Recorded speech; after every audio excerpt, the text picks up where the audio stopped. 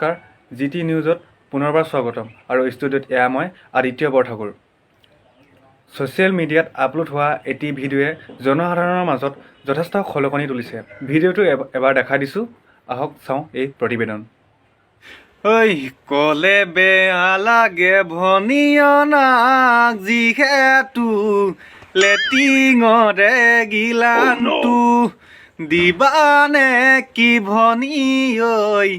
লেটিঙলে নিবলৈ